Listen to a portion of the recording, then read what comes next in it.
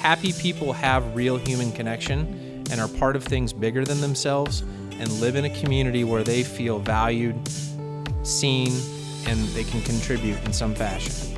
And that is what we felt like was really important for us here at Scratchtown, was to provide a place for people to do those things.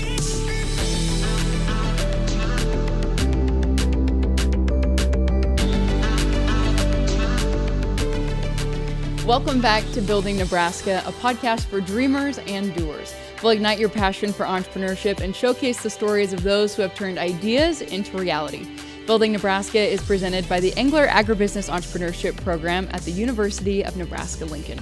Today we are on the square in Ord, Nebraska, and I am visiting with Caleb Pollard of Scratchtown Brewery. Caleb, thanks for joining us today. It's my great pleasure to be here. So we're really excited to dive into the story of Scratchtown, but before we get too far into things, lay the foundation for us. How did this all come to be? Scratchtown really starts with my story growing up on the farm in Nahaka, Nebraska as a kid in the 80s. And so both fortunately and unfortunately, I was a product of the 80s and got to see what the 80s farm crisis did to rural communities and also the impact that it had on our family farm. And so if you fast forward that experience to what I was starting to dream and think about as a young college student in the early 2000s, I got engaged in a program through the different bits of research that I was doing called the Nebraska Community Improvement Program, and then its urban counterpart, the Urban Community Improvement Program, and started working in economic development circles at a very young age, and got out to rural Nebraska when I was 21. The state said, hey, as part of your internship, why don't you take this car and this fuel card and go see, 75 of the 93 rural counties and see what makes them tick. See what the local volunteers are doing to instigate both community pride and vitality to be able to build positive community outcomes. And I did that and came back like super inspired. And so one of the things that kind of sat in the back of my head when I was 21 years of age was, if given the opportunity, I would love a shot to move back to my rural roots, wherever that might take me, and make a difference. And Scratchtown really is kind of what I call the pointy end of the spear on making a difference. And what I call, and I've probably said a billion times now over 12 years, is positive transformation through fermentation. I'm a big believer that it's incumbent upon us as business owners and as entrepreneurs to be change drivers, positive change drivers, and be advocates for our rural communities. Because if we don't, we know what happens. And we also know that if we do these things, they work. And so Scratchtown is a passion project of mine, not only practicing the art of fermentation, but also connecting with local producers, connecting with local supply chain, working with other collaborative entrepreneurs to build not only community, but also economic opportunity. And so to be able to be in economic development as a professional, to be able to be an entrepreneur and really invest our life's work into building community, to see the kind of results that we've been able to produce in 12 years has been incredibly rewarding. And so that's really the crux of the issue is once I was asked, what do you do as an economic development professional to make a difference in rural Nebraska? And at the time I was not joking, but they took it as a joke, as I said, cash out your 401k and build quality businesses that make a difference. And I was serious, and to this day I'd say the same thing. You'll be able to make that back up over time. At least that's the hope, right? And that ultimately is where things really started. When I was an economic development professional, when we first moved here to Ord, I got to help other entrepreneurs reach their dreams and their goals with their business ideas. And I was sitting in the office one day and I was like, why don't I do this for myself and for my friends that we had been casually talking about in terms of building a brewery? So that's where things really kind of started. But there's a lot of little stories in that quick blurb that tell a lot of how this came about and what our intentions were. Definitely. So why Ord? You got to see a lot of rural communities through your previous experiences. What made you land here? So I think there's a number of reasons why. One was from a recreation standpoint, this part of the country is unparalleled in my opinion. It's incredibly beautiful here. We have tremendous access to water. I'm a flat water paddler. I love to hunt and fish. And so, and I wanted to raise my boys. My wife and I both wanted to raise my boys in an environment like this. So that was attractive quality that kind of upped the ante. The big thing is Ord had a reputation in the economic development circles in the early 2000s, mid 2000s, of a community that was up and coming. They were putting a lot of resources together. They had built a successful economic development campaign, and from the outset in 2000, they really kind of caught fire. And I started paying attention to them when I first met at the time the economic development professional here, which was Beth Ann Coons. When I was coming through on that Nebraska Community Improvement Program engagement tour I was on, and I was just really fascinated with what was going on. Got back into economic development as a professional in 2005, and that's when I reconnected with folks in Ord, and I was doing another rural Nebraska circuit with a homeboy from Ord, Tim O'Brien, so shout out to Timmy OB.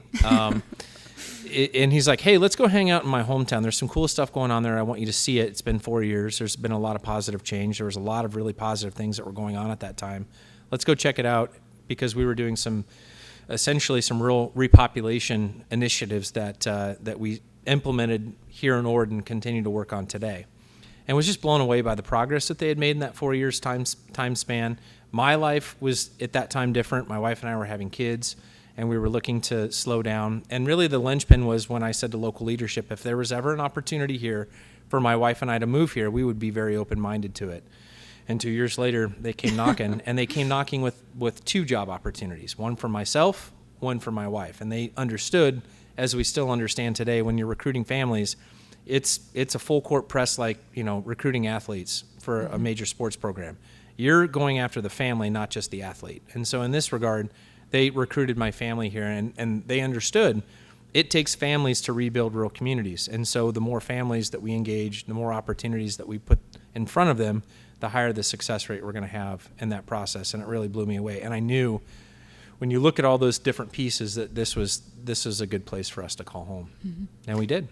So speaking of families, you have 4 families that joined together to form Scratchtown Brewery in its infancy. How did you all get connected and really get the ball rolling?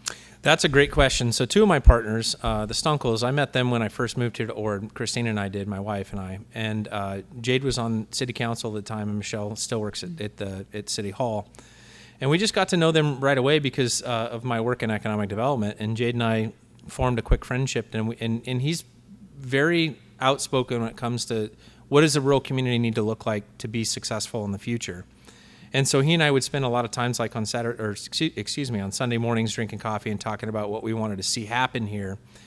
And then our head brewer, Mike, who's originally from Ord, knocked on my door one day and said, hey, I'd like to move back. I'm looking for a job. My wife already has one. What do you think you could recommend? And so we were able to help make some connections, find him a job. And he's like, hey, let's have a beer sometime and let's talk about, me moving back. And through that process, I found out he was a home brewer. I was a home brewer. Found out that he was an incredibly decorated home brewer. And at that time, I was really fascinated about a concept idea of building a brewery in Ord, not necessarily just for myself, but just having one here, because I had traveled quite a bit and was very enamored with what fermentation is. Fermentation is food preservation. It's a transformative process. It takes, ag inputs, and it turns it into something value added that is generating not just value, but also, in the case of beer, a lot of fun. We call them brain smiles. And so the linchpin was, of course, sitting down and talking through that. And I just said, why don't we do this? Like, I've wanted to do this for a long time. I want to make a difference in this community. I don't know if I want to do economic development forever here. Spoiler alert, I am. But we wanted to take it a step further and be that mission-driven company that I talked about. And I think that is really kind of where things came together. Everybody was reeling from the 2008-2009 Great Recession. At that time, my business partners and I, and still to a point, were disenfranchised with the status quo. We thought we could do better because we were ambitious and naive. And thankfully, our wives were like our biggest cheerleaders. And they were like, go do this. We know that regret is far worse to live with than failure. And so we jumped off that cliff. In that process, we met the Reillys. That's the 4th family that joined us. Shay's originally from Greeley. So when you look at the roster of the Scratchtown ownership circle, the 8 of us, 3/4 of us are not from Ord, but all of us, with the exception of my wife, are from rural America. And so we have deep roots and a passion to making rural America the best it can be. Stop making excuses about the quality of the communities out here and roll your sleeves up and get to work. And you cannot do that without investment in the private sector first and foremost. We have to invest in the private sector in rural America to do that. We cannot have all the other things if we don't have a healthy, vibrant community, and that starts with our entrepreneurs and our small business owners. And so that we wanted to kind of join the fun, and we got to work in 2011, 2012, and then opened in 2013. So you have this strong team of 8 with 2 of you having experience home brewing. How did you figure out how to scale that and make good beer on an even larger scale? Well, that's really the kind of the fun of and the crux of the change that mine and your generation is kind of rode shotgun to, and that is social media and digital media evolution. YouTube, the University of YouTube is what we call it, has been incredibly helpful for us in building skills to do these things. And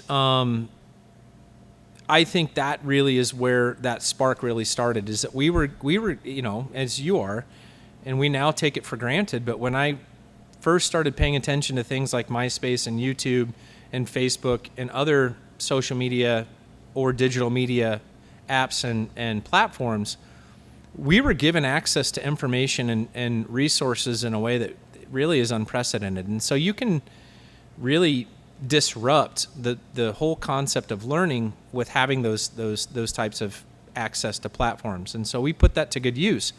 Does that always happen? No. I think we're starting to learn now what the dangers of overuse of those types of things are. But at the outset in the beginning, which was one of the arguments I was also making with community building, was we have to use these tools to build community, and we did that very successfully in the early days as well. And so when we were sitting down hashing this out, we were just like, look, regret is a far worse thing to live with than failure. We were all adamant about that. We had already experienced failure because of the Great Recession. A number of us lost our jobs or had been laid off through that process, or we had lost money in the housing market. My wife and I sold our house in 2009. You could probably guess how much money we lost in that whole process when we moved from Lincoln to Ord. So we had already experienced failure, and it wasn't fatal, it wasn't final. So let's see where this takes us. And that's really where things really kind of prospered from there. So after utilizing the resources that were available to you and putting together products that you were proud of, how did you start to hone in on your branding and kind of the feel or the atmosphere that you wanted Scratchtown to have? That's a great question. So how did we do that? Well, first and foremost, we did a lot of research, as I like to call it. My wife and I and my business partners, we enjoy travel. So we would go to other places where there were vibrant beer scenes or fermentation scenes, whether it was, even Sonoma Valley or Napa Valley, or going to places like Moab, Utah, or Kansas City. I lived in Minnesota for a short time. There's a lot of really rich brewing history around the United States. There has been a lost brewing history in Nebraska, and we wanted to bring that back. And that was really where things kind of started. And we did our research, but we also thought, and this is, I think, where a place where business owners oftentimes overlook when they're starting their companies. And I really, as I work with clients and as I advise clients, one of the most important things I think you have to do when you sit down and contemplate what it is you want to be when your business grows up and what you want it to be is not necessarily setting that mission, vision, values as much as it is setting goals. And then what are the overall, the value structure of what we want to guide us as our business plan maybe grows and evolves. A lot of businesses don't set those goals, and they don't set that value structure of what they want to be when they grow up. And we did that, and that has been kind of the guiding force behind the why of why we do Scratchtown, and then the overall look, the feel, and the experience that we wanted to have. So case in point, we're in downtown Ord for a reason. Downtown is the heart of our community, as is the heart of any rural community or urban community. And there has been recently here a much bigger swing in investment in our downtown community, and I think in part from other early stage investment from, say, 15 to 20 years ago from businesses, including our own, to invest in the heart of our community. Heart healthiness is really important, like it is for a person, it is for a community.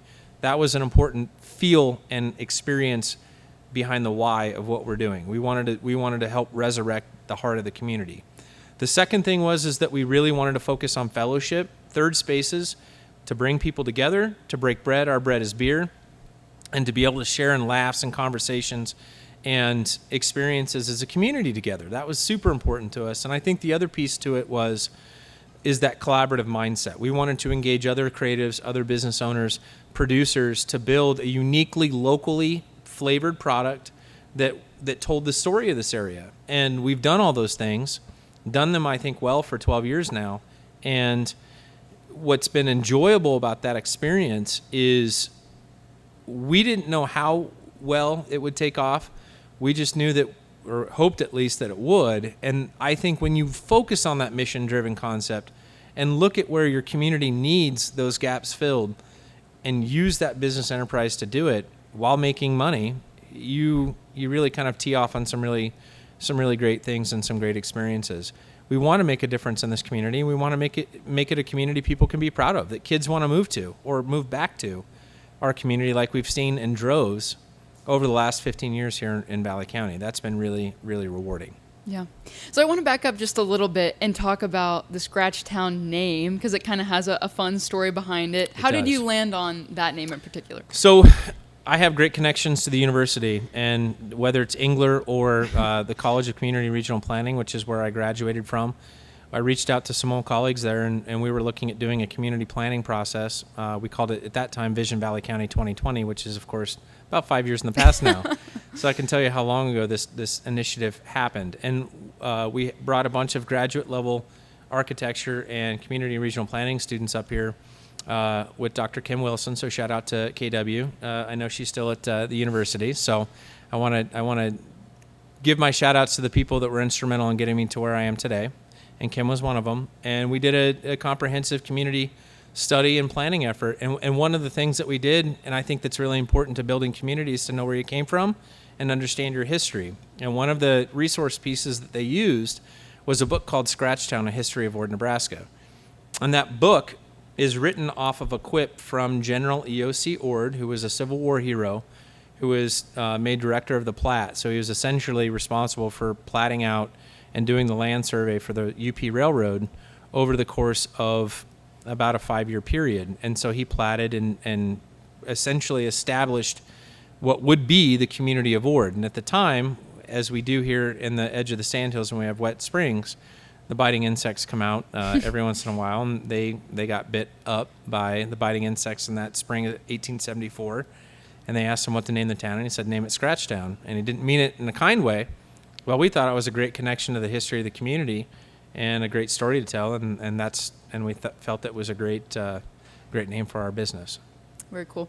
Well, something you mentioned earlier was bringing up the concept of third spaces, and I know that's really important for a lot of communities, not just rural ones, but why is having thriving third spaces important for a rural community?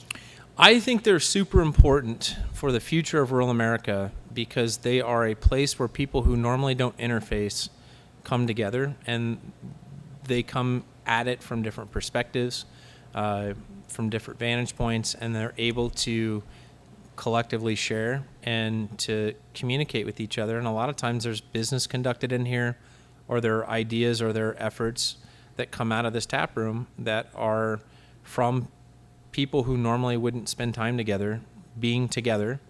And the other piece to it is I think Scratchtown represents an archaic, old school idea of community that seems to be eroding a little bit in our country that we absolutely refuse to bow to, and that is this digitalization of our community, which actually lacks any real connection.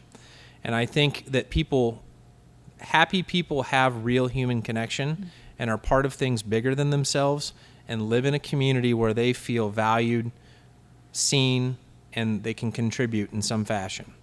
And that is what we felt like was really important for us here at Scratchtown, was to provide a place for people to do those things, to connect. You know, I mentioned that my colleague Katie's here from the chamber. She learned how to sing and is incredible at it, and we're going to have her at one of our big events for this year, again, singing to our community. Like, that to me is why we do these things, is that we provide people an opportunity to connect, and we provide people an opportunity to maybe even chase their own dreams. So community is obviously a big component of this, but it goes beyond people just interacting here in the tap room. I know vertical integration and being connected to local agriculture is important to you. Can you elaborate more on that? Yes. So because of not just mine, but several of us who witnessed what happened in the 80s, we're obviously not going to build a market here at Scratchtown that's big enough to change all of, even the Loop Valley's farming practice. But what we do want to do is where it fits, we can plug into producers, or even through our own efforts, because I do this myself, is have land, have ground, produce agricultural commodity products that we can turn into fermentable sugars. And there's a wide variety of things that you can do with that. That's the great thing about beer. That's the great thing about fermentation, is that we're in an era where creativity is rewarded. And so the more that we lean into either local foraging, we've used local chicory to make essentially a chocolate substitute for a dark beer that we made one time. We have a beer on tap right now that utilizes local Loop Valley popcorn from North Loop, Nebraska, from our partners at Zanger Popcorn Hybrids. That beer is brewed for Popcorn Days, which is a North Loop community event that's been going on for over 100 years. It's the longest running Nebraska community event in the state. That's a really important investment for us. It's a fun beer to make. It's a delicious light beer. It tastes a little bit like air pop popcorn. The more that we can connect with producers and build these collaborative enterprises and provide an example of diversification for on-farm production or on-ranch production, the more I think we can encourage people to think a little differently out here and diversify their enterprises and be more profitable. I think that at the end of the day is at the crux of this conversation as well, and that is, how do you create resiliency and diversification on farm enterprises that will lead to diversification and resiliency in rural communities? As the farm or ranch goes, so do the rural communities. It's very linked, as we all know, but we have to continue to develop different methodologies, and not all of them are going to work. That's okay. But at the end of the day, I think it's fundamental to what we do here. Definitely. Well, before we started recording, you made a really interesting comparison between the beef industry and the beer industry. Could you talk about those similarities? Absolutely. It dabbles in politics, so I hope I don't get hung up by my ears on this too much. But I do think that our food system in America is somewhat broken. I don't think that the people that produce our agricultural commodities are compensated fairly. I do think that there is too much consolidation in our food system and a wide variety of different levels. And beer and beef are very similar. They're only one letter apart, as are the industries quite similar. They've undergone, over the last 90 years, a rapid consolidation that, in my opinion, has not benefited rural America very well. It's created, I think, some very uneven benefit in rural America. And I think COVID was a great example in 2020 through today of how delicate what is supposed to be a resilient food system really was. We had, I remember this very clearly. We had farmers that had plenty of protein that was ready to go to the market, and we had plenty of people to eat it, and we had a complete meltdown on our distribution and production and processing component. And just like in beer, we've seen the same sorts of consolidations, and that's not good for competition. It's not good for economic resiliency, and it's not good when it comes to even food safety. We have to have diversified operations. We have to have decentralized operations with centralized operations. I'm not an either-or person. I think both can exist in parallel, but we need more fair food practice. We need more fair laws. We need more, I think, consideration of how we make resilient businesses at a smaller scale. You're seeing, I think, a reaction to that because of COVID, and I think that that's a good situation that has created diversification. It's hurt our industry in beer quite a bit, but in the same token, we saw a massive proliferation prior to COVID with our industry that's been good for the industry. And at the end of the day, I really believe that diversification is a really important element of the stability of our economic system in America. And when you see consolidation, when you see monopolies take place, that means less choice, and consumers suffer, and so do producers, and so do communities, and that's why I think this diversification, this proliferation, is really important. In the spirit of collaboration, Scratchtown does a lot of outreach efforts with other businesses in the community and staying involved. What are some partnerships that you're proud to have or that you're continuing to build? That's a great question. Partnerships that I think we're really proud to have is one that we work with a number of local ag producers. Is one of, 25% of us grew up on farms here at Scratchtown. And one of my business partners still farms and is still engaged in his family operation. I think it's important to us to continue to work with our producers. Zanger Popcorn Hybrids is a really good example of that. We do some really fun things with them, and they're a really neat business. They're a great interview when you guys get a chance to go talk to them. I think the other collaborations that are really important to us, we do a lot of benefits for our food pantry. I think food insecurity is something that's really important to us. In the richest country in the history of the universe, we still have food insecurity in rural Nebraska, and I know the people that are in those lines when they go to the food bank. That's important to me, to support them and make sure that they have good quality food on their dinner table. And so we do fundraisers, and we'll do a fundraiser this winter for them in that regard. And then I also think too is any community organization that wants to bring either programming or activity or fun to our community, especially our downtown community, is really important to us. So some of the newer collaborations we've done lately, one is with a group of ladies here in the area that do a maker's market. That happens over 4th of July weekend. That's a really fun experience for us. We get to work with other makers, and they bring about 1,000 people to our downtown community to showcase what creative talents we have in this area, and it's fun to be a part of that. And then we work with our car club. They've got one of the longest running community events here. They have a fantastic Father's Day weekend rod run. We've worked with them, and one of our competitors, which is another business across the square from us, whom we are big fans of, worked with our competitor. I mean, how many times do you hear that in business, right? We're working with our competitor to build a stronger community event, and we had one of the biggest rod run weekends that they'd ever had. Those are fun. It's really fun for me to see multi-generations on our square playing and listening to music and having fun and breaking bread together. That's what community's about. And it's, to me, I think been the greatest reward is to see how those collaborations they just make our life better. And that to me is, I guess, one of the reasons why you're even alive. You know what I mean? Yeah. Well, sitting right across from you, it's really apparent just how passionate you are about rural communities. What do you say to the pessimist that says rural America is dying, we need to take our investments elsewhere? Do it. And we're going to endure. That, I think, is one of the things that I hope I can help other rural communities and other rural business owners have the backbone and the wherewithal to know that we don't need that help if it's not wanted. We have, and I said this to you before we got on camera and got on the air here, the vast majority of the solutions to our challenges here in Oriton Valley County are already here. We just have to figure out how to leverage them. And I think that we can make that argument for urban infrastructure in large cities. There's a lot of correlation and overlap between urban decay and rural decay. And the problem, I think, comes from both economic opportunity and hope. And we're going to do this anyways, even if it's a failing enterprise. I don't care. Because I believe that not everyone wants to live in a city. And I had the opportunity to live in and work in some of the largest cities in the world, and it wasn't for me.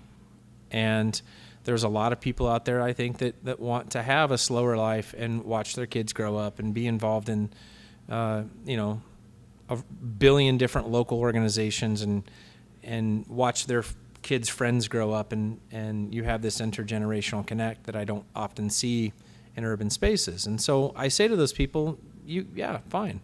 We're going to continue to do it anyways because there are people that are worth investing in here. And this way of life is worth advocating and preserving and growing and making the best that it can be. And so we're going to continue to do that. With that in mind, what do you see the future of Ord being in the next 10 to 15 years or at large rural America? That's a loaded question. That is a loaded question. So, the last 4 years have been really goofy. There's been a lot of change that's happened at like a very, very quick rate. I think almost too quick for us to comprehend and for us to really grasp the meaning of it. But one of the things that has been really unfortunate to see is inflationary pressures that put a lot of the American dream out of reach for younger generations. And I think the exception is going to be found here in rural America. It is still economical for you as a young person to start a company in rural America and also buy a home or buy land. It is becoming more expensive, and there are other challenges around that make things really spicy, as we like to say in our business meetings. But at the end of the day, there's tremendous opportunity here, especially as a young person. Like, you look at the exit of the baby boomers right now from not just the workforce, but also from the business space. We've got a tremendous number of very, very good businesses that are available right now that most people don't know are available for sale.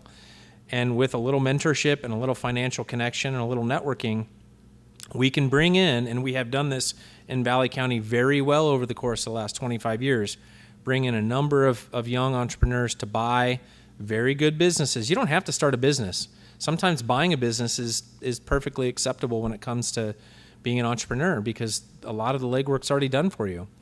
And as long as you have that financial wherewithal and the mechanisms to support them, like we do, it's very, very viable for young people to start businesses. We just funded another young business startup in one of the Valley County communities a couple of weeks ago, and we're working on loan closing right now. And we have a municipal loan as a part of that project that is at 1% interest. We want to make these things affordable for young people, or anybody for that matter, to be able to be engaged in. And I think that when you do that, you create real wealth, you create real family legacy, and then I'll go back to that community resiliency piece. You create resilient communities, resilient companies, because of that community connection. Community is inherently essential to having, in my opinion, strong businesses. On the topic of resilience, we were talking earlier about the struggles you faced as a brewery in 2020. How did you hone in on that resilience and come out the other side better for it? Well, that's a great question. So there was a lot of despair, and especially for me, and a lot of concern that everything that we had worked for was going to be lost overnight. And to be quite frank with you, we stared at that reality for about a year, 2 years. And we had to make a lot of structural changes as a business. We had to pivot as a business. That was really important. I think we would not have gotten through it if there weren't really kind of three key things in place.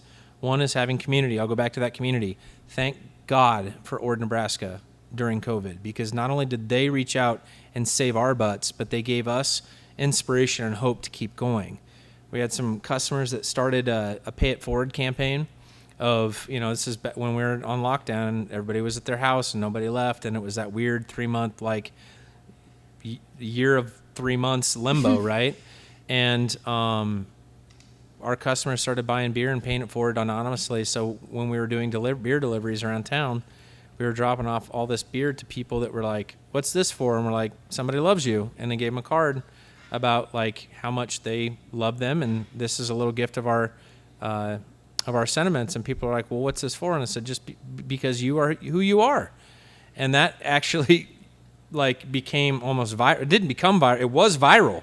It picked up steam. And so there was one day where my wife and I spent 3.5 hours in our small town of 2,200 people delivering beer, and we delivered over 350 of our 32-ounce crowlers, because that's all we had to sell at that time because of the shutdown. Our bars and restaurants weren't open, so our wholesale distribution sales were non-existent.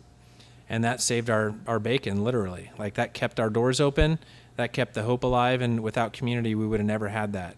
I think the other pieces to it is that because of that overhead, we don't have as much financial debt service that we have to deal with when it comes to operating our business as you might find in a larger community.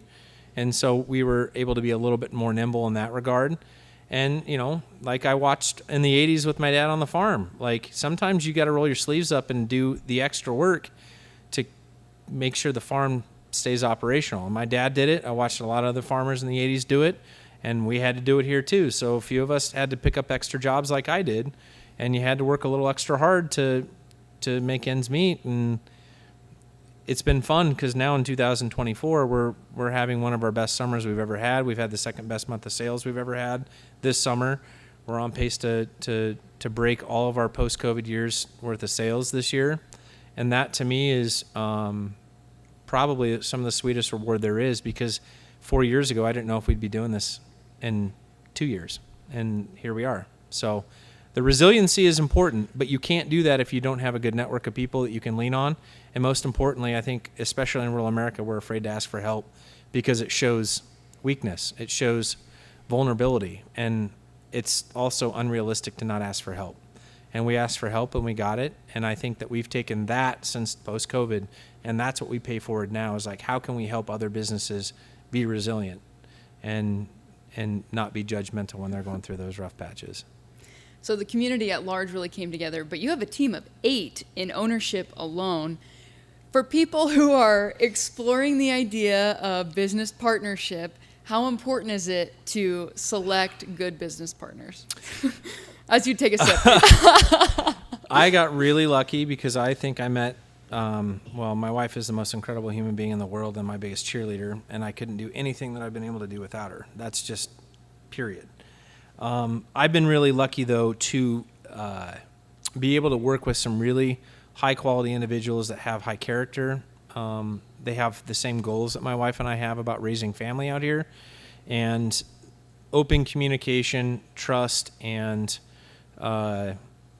committing to your word is very valued here. So it doesn't mean that we haven't had conflict or issues that we've had to resolve and work through. We've had several, and we've been able to work through them together.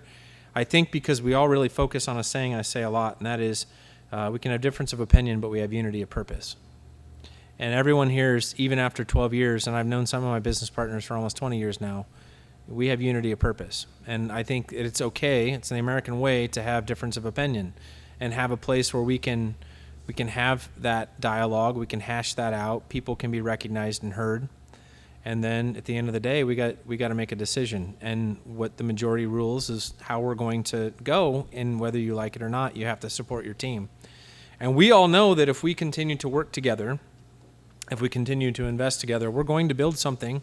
We've built something special, but we're going to continue that legacy, maybe for our kids to take over. And now our kids, when we started this place, I think my oldest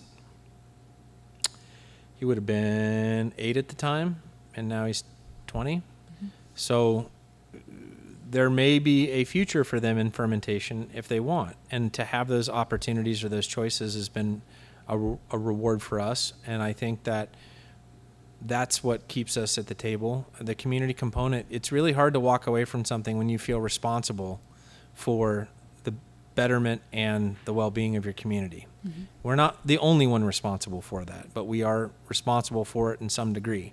And everyone here, I think, is very committed to that. And so we've gone through a lot in 12 years, and we've been able to come out on the other side. And I think it comes back to communication. So selecting good partners, you have to really go back to that goals and that value structure that I said earlier on in the interview, is that you have to know yourself. You have to ask yourself a lot of deep questions about what makes you tick and what your thresholds of what you want out of your business and what are you willing to put up with. And so when you do those things, when you are committed to those types of activities, I think you discover good people. And if you treat them well, and I'm a leader that believes in eating last. I really believe that the best leaders are those that take care of their team first and give them the resources and empower them to be successful.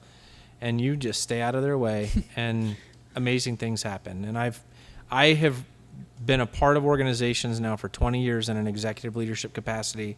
And I know now with the certainty of my most certain feelings in my heart that those are the best leaders, are the ones that are quietly empowering their people to do all the heavy lifting, and it makes them look magnificent. And that, I think, is what the real power is at Scratchtown or here in Orden and Valley County, is that we have incredible people that we work very hard to make successful. Mm-hmm. So what's next for the business? What are some things you have on the horizon coming up? We love our community events. That's something that we'll always continue to do. And that's a question that since COVID we've really asked a lot of. And one of the things that I think we've become more relaxed about is actually having an answer to that question is I don't know. I think the I don't know question's okay.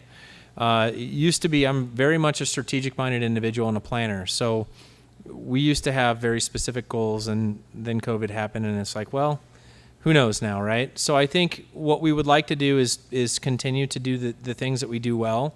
I would like to engage in more partnerships with potentially different product lines here.